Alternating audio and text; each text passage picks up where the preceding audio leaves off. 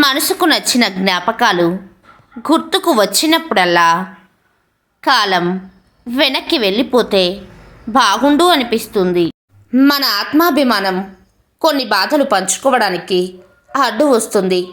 కొన్ని బంధాలు తెంచుకోవడానికి, కొన్ని మాటలు స్వీకరించడానికి అడ్డు వస్తుంది. కానీ మన ఉన్నత వ్యక్తిత్వానికి మాత్రం వారధిగా నిలుస్తుంది. ప్రతి దుఃఖం పిలవని బంధువే, ప్రతి కష్టం కోరుకోని యుద్ధమే. మనం ఎదగాలంటే వాటిని ఎదుర్కోవాల్సిందే. నీకు ఒకరు అబద్ధం చెప్పారు అని తెలిస్తే వాళ్ళకి కారణం అడగవద్దు. ఎందుకంటే దానిని కప్పుపుచ్చుకోవడానికి మరో అబద్ధం చెబుతారు. నీ కన్నీళ్లు తుడిచే చేతుల కన్నా నీ బాధను చూసి నవ్వే పెదాలే ఈ సమాజంలో ఎక్కువ. అందుకే నీకు నువ్వే ధైర్యం చెప్పుకోవడం నేర్చుకో. మనిషిలో అహం వీడిన రోజు ఆప్యాయత అంటే ఏంటో అర్థమవుతుంది. గర్వం పోయిన రోజు ఎదుటివారిని ఎలా గౌరవించాలో తెలుస్తుంది.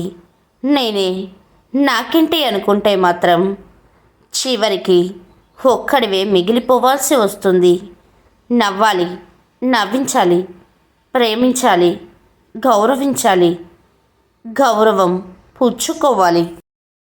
కాలం వేసే దెబ్బలకు కృంగిపోకుండా ఓపిక పట్టు. రేపు అదే కాలం నీకు ఎలా గెలవాలో నేర్పుతుంది.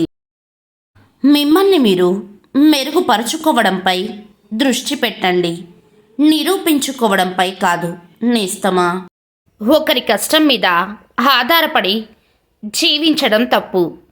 దేవుడు మనకిచ్చిన వాటితో మనకు కావలసినవి మనమే సంపాదించుకోవాలి.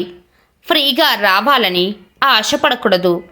గుర్తుపెట్టుకోనేస్తమా, లేచి నిలబడు, ధైర్యంగా బలిష్టంగా ఉండు. మొత్తం బాధ్యతను అంతా నీ భుజస్కంధాల మీదనే వేసుకో. నీ భవిష్యత్తుకు నువ్వే బాధ్యుడివని తెలుసుకో. నీకు కావలసిన బలం, శక్తి అన్నీ నీలోనే ఉన్నాయి. పరిస్థితులు అనేవి మనిషి ఆధీనంలో ఉండవు. కానీ మనిషి ప్రవర్తన మాత్రం అతని స్వశక్తిపైనే ఆధారపడి ఉంటుంది.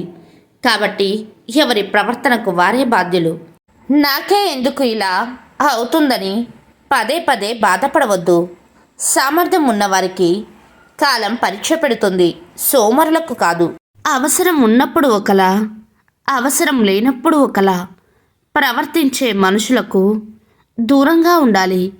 నేస్తమా, జీవితంలో మంచి రోజులు రావాలంటే కాస్త సమయం పడుతుంది. ఆ కాస్త సమయంలోనే మనకు జీవితం అంటే ఏంటో, దాని విలువ ఏంటో తెలుస్తుంది. నేస్తమా, ఆస్తులను వారసత్వం లేదా వేలునామాల ద్వారా పొందవచ్చు. కానీ మోక్షం కర్మల ఆధారంగా మాత్రమే లభిస్తుంది.